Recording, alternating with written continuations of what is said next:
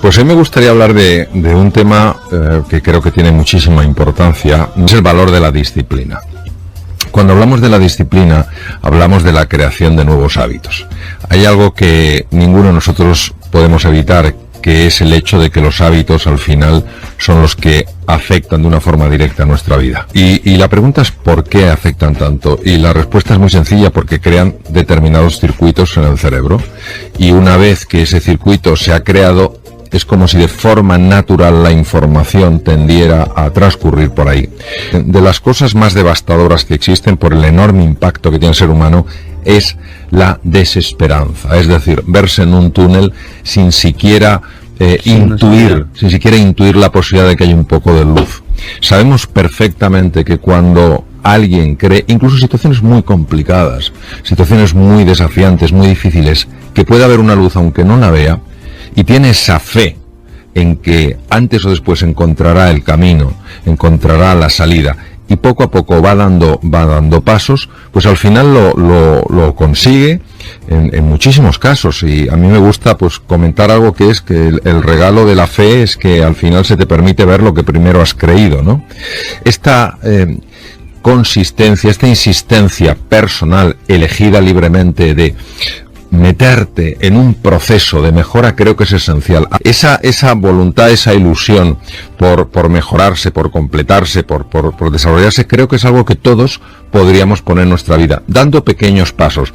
Y es primero desaprender y luego reaprender. Claro, porque ten en cuenta que lo que estamos haciendo es cambiar nuevos circuitos. Entonces tenemos que desaprender ciertas pautas, que son inclinaciones que sentimos para movernos en una dirección determinada, y empezar a cambiar otros circuitos, empezar a generar nuevas posibilidades. Esto es un proceso de desaprendizaje, nadie dice que sea fácil, es sencillo de explicar, no es fácil de hacer, y poco a poco se van construyendo nuevas conexiones. ¿Y se puede aprender a tener fuerza de voluntad? Sí. Cuando en alguna sesión de coaching alguien me decía, Mario, estoy totalmente bloqueado, no hay nada que yo pueda hacer, les lanzé una pregunta que no es nada, no es para nada genial, pero tiene un gran poder movilizador. Les preguntaba, ¿cuál es el paso más pequeño que te atreves a dar? Y siempre hay un paso, por pequeño que sea, que alguien puede dar. En el momento en el que alguien da un paso, por pequeño que sea, es decir, en el momento en el que actúa, en el que hace algo, eso que desde fuera parece que es insignificante, a nivel mental no lo es, porque solamente aquella persona que cree que puede, hace eso, dar un pequeño paso. Y a partir de ese pequeño paso se va conquistando territorio. Es decir, para mí la libertad de una persona es una conquista diaria. No podemos darlo por hecho, porque muchas veces nuestros propios automatismos nos quitan la libertad. A mí me parece maravilloso, independientemente de la edad que se tenga, que cada uno elija libremente en qué quiere mejorar. Se enfoque en eso y poquito a poco dé pasos para alcanzarlo. Es decir, pensar en grande y actuar en pequeño. No importa que sean pasos de bebé, pero tu visión, aquello que tira de ti, es algo muy grande. Pero eso es lo que me gustaría transmitir aquí, ¿no? Esa ilusión, esa esperanza de que hay un camino y de que hay una mejora posible, siempre que se tenga el compromiso firme en dar esos pequeños pasos cada día.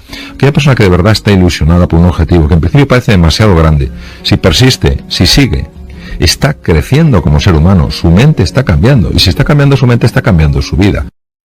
¿Cuáles son esos 3 superpoderes que tenemos todos para ser felices, Mario?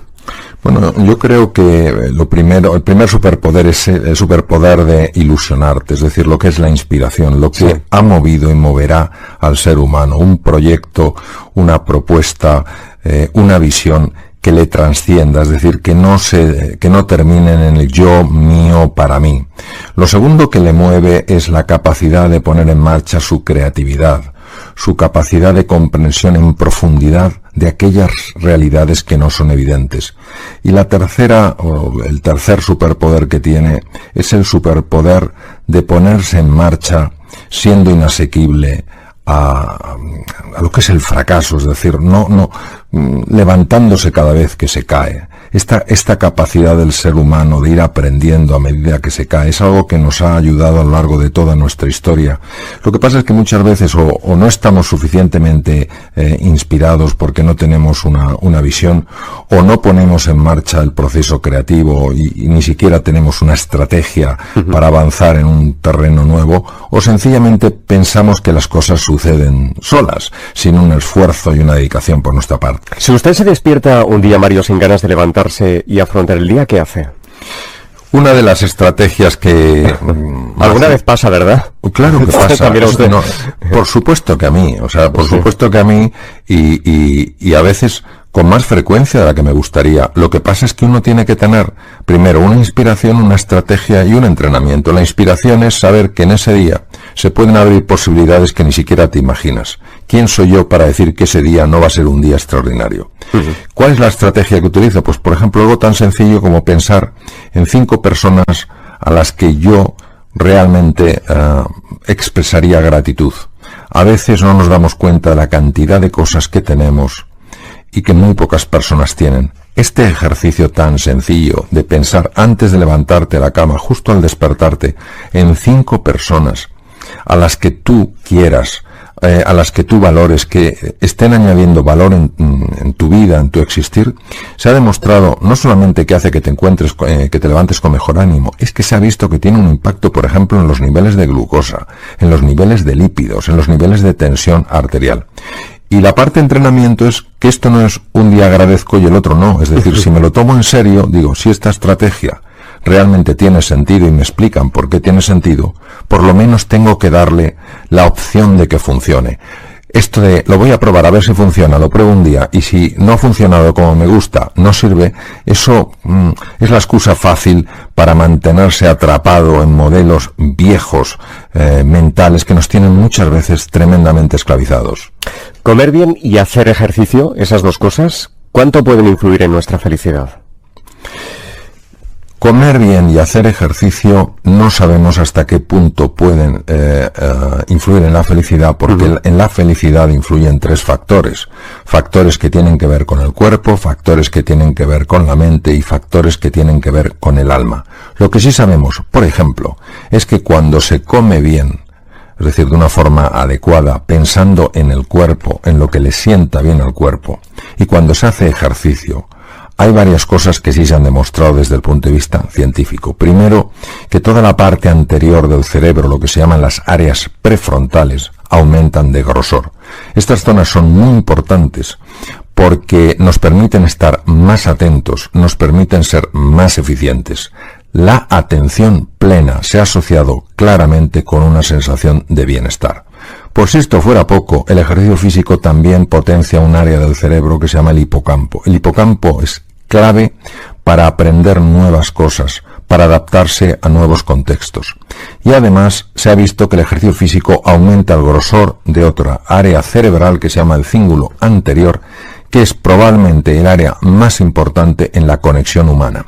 Se ha demostrado que el elemento más asociado a la felicidad es la calidad de las relaciones humanas. Si el ejercicio físico mejora de una forma evidente el área que tiene más capacidad de facilitar el encuentro con otros seres humanos, como es el cíngulo anterior, lo que no cabe duda es que hacer ejercicio físico sí tiene un impacto en la felicidad.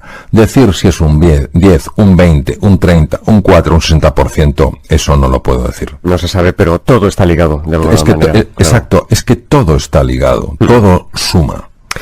Habla usted en el libro de Michael Phelps, ¿verdad? Sí. Me gustaría que nos contara qué admira de ese nadador olímpico. Bueno, yo tuve la fortuna, la ocasión de que nos invitaron a los dos a dar unas conferencias en México. Sí. Y escuchándole, pues él sencillamente reveló algo que nos puede parecer evidente, pero cuando te lo dice el atleta que más medallas tiene en toda la historia de las Olimpiadas, pues le presta especial atención. ¿Y qué dijo? Y él hablaba de la increíble importancia de entrenar, que él había, desde que empezó a nadar, había entrenado todos los días de su vida, fuera Nochebuena, el día de Navidad, fuera el día de Acción de Gracias, fuera el 4 de julio, cualquier día él entrenaba. Y que esto era la clave del éxito. ¿Qué ocurre? Que muchas veces, cuando vemos a alguien que ha triunfado a semejante nivel como Michael Phelps, tendemos a pensar que son solo sus cualidades físicas o tal. Sí, que no hace nada más, ¿no? O su inteligencia, o que, bueno, que entrena, pero no que entrena a tal nivel. Entonces, claro, muchas veces esta es la parte que menos se expone porque es la parte menos apetecible. Lo que nos gusta son las medallas, el triunfo, los éxitos, pero esa parte... Digamos que el sudor no es atractivo, claro, ¿no? Claro, el sudor no es atractivo. Entonces, cuando una persona renuncia a presentarse como alguien, digamos, de otra galaxia, con unas cualidades únicas, casi convirtiéndose como en un ídolo de la humanidad, y presenta este aspecto tan humano del sacrificio constante, de la dedicación ininterrumpida, pues francamente uno descubre varias cosas. Primero, que llegar a cierto nivel en la vida, a cierto nivel de éxito, pide una enorme dedicación. Y segundo, que quien no esté dispuesto a poner esta dedicación no podrá llegar probablemente a hacer realidad sus sueños. No basta solo la inspiración y tener una buena estrategia. Hay que estarse entrenando constantemente. Cada vez hay más gente que vive sola, Mario, ¿verdad? Bueno, primero, resulta verdaderamente paradójico que en una época con tantísima comunicación haya tanta soledad. Y es por una sencilla razón. Es porque la comunicación que estamos teniendo es tremendamente superficial. Y el ser humano tiene anhelo de una conversación más profunda, de un encuentro más enriquecedor. La soledad puede llegar a matar. ¿Por qué? Porque el ser humano es un ser de encuentro, y cuando tú te sientes solo, se activan con mucha facilidad partes de nuestro sistema nervioso que solo se activan cuando uno se siente en peligro, cuando uno se siente aislado. ¿Cómo se combate? Pues primero siendo sensibles a esto, siendo sensibles a que hay personas que se sienten solas y buscando formas de transmitirles que no están solas. A veces es una llamada, una sencilla llamada que para alguien no es nada, pero para una persona que se siente sola es un mundo. Otras veces efectivamente es mandándoles mensajes perfectamente a través de la radio diciendo no estás sola, estamos contigo. Cuando el ser humano tiene anhelo de encuentro, hasta la cosa más pequeña puede marcar una enorme diferencia. Y sobre todo eso, ser sensibles a un problema que es enorme, porque quien se siente solo no va por ahí con un megáfono contándolo. Hay que tener esa agudeza sensorial para descubrirlo y hacer ese pequeño esfuerzo, un esfuerzo sin ruido, un esfuerzo sin parafernalias, para que esa persona sienta que hay alguien que se ocupa, que hay alguien que se preocupa, que hay alguien que está, a lo mejor en la distancia, pero aún así que piensa en ella. ¿Los cambios, los retos, son necesarios y es normal que nos den algo de miedo? El cerebro humano está tan preparado para los cambios que hay uno de los dos hemisferios del cerebro, de las dos partes que tiene el cerebro, el hemisferio izquierdo y el hemisferio derecho, hay una de ellas, que es el hemisferio derecho, que está especialmente diseñado para adaptarse a los cambios. Si es así, si el ser humano es hijo del cambio, si estamos aquí porque hace 1 millón de años una serie de seres intrépidos, con herramientas prácticamente ridículas, con un conocimiento del mundo más que limitado, se atrevieron a abrazar un mundo desconocido, ¿qué es lo que nos hace tan resistentes al cambio? Y aquí hay que entrar en otra dimensión, mucho más sutil, porque es una dimensión metafísica. Es una figura que tenemos, una especie de programación mental que se llama ego. Entonces, el ego busca sobre todo controlar, busca la seguridad, busca la certeza, busca el estatus, busca el reconocimiento, busca encajar como sea. Y todo lo que sea un cambio, todo lo que sea abrirse a la incertidumbre implica descontrol. Implica a lo mejor perder estatus, porque claro, ya no puedo demostrar lo que sé en un terreno en el que no sé. Puedo perder reconocimiento. A lo mejor me exige entrar en contacto con otras personas y no, digamos, entre comillas, con mi antigua tribu. Y el ego se rebela contra esto. Claro, el ego tiene mucha fuerza porque de alguna manera utiliza todo lo que es la arquitectura cerebral para que experimentemos un proceso de cambio como una amenaza. Es curioso, es como si a un ordenador que está perfectamente preparado para hacer frente a un desafío, el que sea, le colocamos un software, yo diría un virus, que inutiliza ese ordenador. Decimos, ¿cómo es posible que ese ordenador, en este caso la metáfora sería en relación a la analogía con el cerebro, cómo es posible que este cerebro tan preparado para adaptarse a procesos de cambio se sienta tan limitado cuando ese cambio sucede en la vida? Hay 6 razones que nos llevan a tomar decisiones, y es fundamental ver cuáles son las 2 dominantes, porque si tú ves cuáles son esas 2 estructuras, esos 2 programas que están en la parte inconsciente, que de alguna manera se activan cuando tomas una decisión, empiezas a entender todo el transcurso de tu vida. Y cuando tú ves eso, puedes empezar a tomar decisiones de otro tipo. ¿Por qué? Porque quieres llevar tu vida a otro lado. Uno de los motivos es la búsqueda de la seguridad, de aquello que a ti te da seguridad, de aquello que te permite mantener el control. Por ejemplo, hay personas que no toman decisiones de cambiar algo en su vida, no porque eso que quieren cambiar no sea interesante, sino porque para ellos es prioritario mantener la seguridad. Cuando una persona se da cuenta de que esto tiene tanto peso, pues también se da cuenta de que así no se puede crecer. Que si una persona no se atreve a hacer cosas diferentes, nunca crecerá por mucho que valga, ¿no? La segunda, y esta es muy importante de resaltar, es la búsqueda de protagonismo, de estatus, de reconocimiento. Hay personas que toman muchas decisiones en este sentido, aparentemente por una razón, pero en realidad lo que está en el trasfondo, lo que está debajo, es la necesidad de ser el punto de referencia, de mantener el protagonismo de las cosas. Que a todos nos gusta que nos reconozcan, a todos nos gusta que nos valoren, por supuesto. Si esa persona se obsesiona en el reconocimiento, pues por ejemplo, y en la valoración, no tolerará que haya nadie a su alrededor que tenga pensamiento propio. No lo tolerará, y claro, ¿qué ocurre? Que al final esta persona se quedará sola y se planteará por qué la gente no quiere estar ahí, ¿no?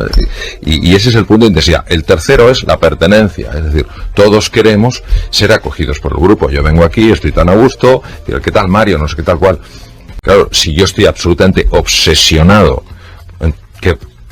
porque se me acoja, porque se me dé cobijo, rehuiré por completo el conflicto y llegaré a secuestrar mi propia voz. Luego hay otra necesidad en el ser humano que también la intentamos cubrir con nuestras decisiones, que es hacer frente a los desafíos, es decir, la aventura, conocer cosas diferentes. Esto está muy bien. Si una persona lo lleva al extremo, pues puede poner en riesgo su vida y puede poner en riesgo la vida de otra.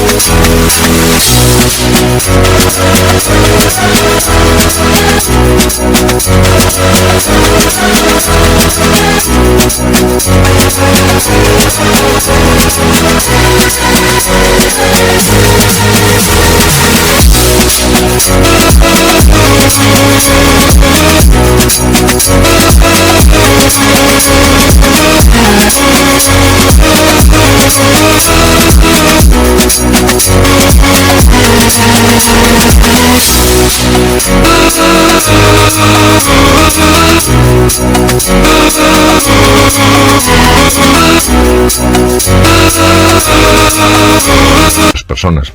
El quinto es el crecimiento. Para nosotros es importante aprender, sentir que estamos evolucionando, sentir que de alguna manera vamos mejorando. Si lo conviertes en una obsesión, pues a lo mejor te conviertes en la típica persona que lo único que quieres es ser el que más sabes, el que más crece, y no ayudas a otras personas a crecer. Muchas veces yo he visto en empresas que las personas se quejan de que no se les ayuda a crecer, no se les da oportunidad de crecer.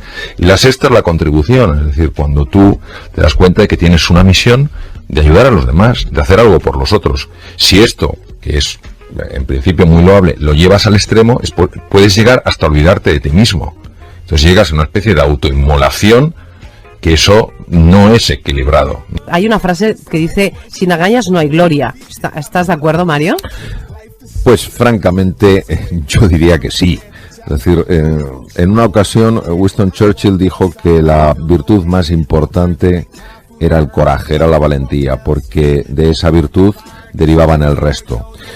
Para salir de la zona de confort, para atrevernos a explorar algo nuevo, para abrazar la incertidumbre y el cambio, necesitamos una cierta dosis de valentía. Es decir, no hay que ser grande para empezar, pero sí hay que empezar para ser grande. Y ese empezar es un acto para mí de valentía, es dar un paso hacia adelante sin tener la seguridad de que controlas todos los factores. Por eso necesitas fe en ti mismo, necesitas confianza, y por eso para mí me parece que la valentía es una virtud y una característica tan importante. ¿Cómo debemos actuar si queremos cambiar una situación, pero nos falta este coraje, estas agallas que hablas en el libro? Porque, claro, hay gente que le da miedo los cambios. Yo no clasificaría desde mi punto de vista a las personas como valientes o cobardes, sino actos de valentía, actos de cobardía.